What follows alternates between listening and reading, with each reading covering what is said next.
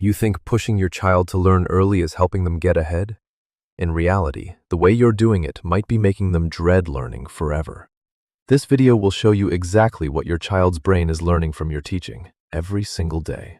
You call your child to the desk while they're in the middle of playing. They hesitate. You start to get impatient. You say, "Playtime is over. It's time to study." You know they aren't ready to stop, but you pull them to the chair anyway. In your mind, there's only one thought. If I don't push them, they'll fall behind. You don't think you're doing anything wrong. You're just trying to do what's right. But there is something you aren't seeing. Your child's brain isn't processing the information first. It's processing the feeling. And once you understand this, you will look at everything you do differently. You aren't trying to force them. You're just terrified of your child falling behind. When you see them lost in play, you instinctively pull them back to the desk and say, "Playtime is over. It's time to learn." You look at other kids who are already ahead, and that silent anxiety starts to kick in. But here's the truth. This isn't the moment you're teaching them. It's the moment you're interrupting how they actually learn. When that cycle of curiosity is broken, a child's brain begins to link learning with interruption and pressure. That natural inner drive starts to fade because learning is now the enemy of fun. Do you really think you're helping them speed up? In reality, you're reshaping how they view education entirely.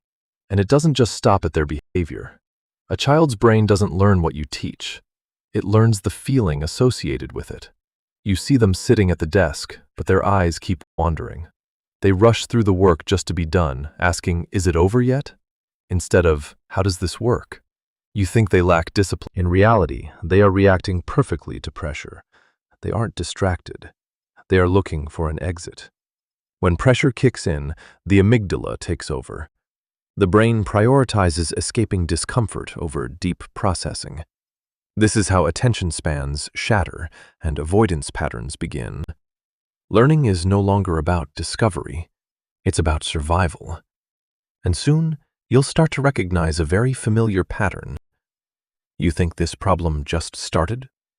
In reality, it's been building up for a long time. When you call them to study, they procrastinate. When you remind them, they get irritable. And when you raise your voice, they only finish the work to make you stop. Don't call this laziness. It's a learned response. The association between learning and stress has become hardwired. Instead of finding joy in discovery, the brain only feels relief when the task finally ends. There's no real engagement anymore, just a race to be done. You aren't looking at a new behavior. You're looking at a finished result. And this is where the misunderstanding becomes dangerous. You aren't saying these things out loud, but your child's brain is learning them anyway. You praise when they're right, rush to fix them when they're wrong, and compare when they're slow. You think you just want them to be better. In reality, you aren't helping them get ahead. You're teaching them to fear learning. It's not that they lost their motivation, you're replacing it. Their brain starts to depend entirely on external validation. Intrinsic motivation never gets a chance to grow. They study to be praised, to be accepted, and they lose the ability to learn once the pressure is gone. Learning becomes something to endure, not to explore. But there's a reason you keep doing this. The problem doesn't start with your child. It starts with your own anxiety.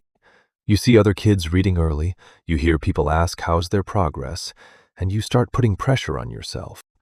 Your brain is simply reacting to social comparison and the dread of falling behind. You choose the quick fix, pushing harder, just to quiet the worry inside. You don't lack knowledge, you are simply overwhelmed. In these moments, you aren't parenting from a place of wisdom, you are reacting from a place of stress. This pattern programs your child's brain to run on your own tension day after day. You just don't want them to be left behind. And this is where everything can change. The real issue isn't about whether you start teaching your child early or late. It's about how their brain begins to define learning from the very start. There are parents who teach through pressure, and there are parents who teach through the way a child feels about discovery. The truth is, children don't fear learning because it's hard. They fear it because of how it's being introduced. If you've ever pulled your child away while they were lost in play, you know exactly how this feels. If you want to dive deeper into how a child's brain actually learns, you are welcome to stay here with me. Everything begins with the very first feeling a child associates with learning.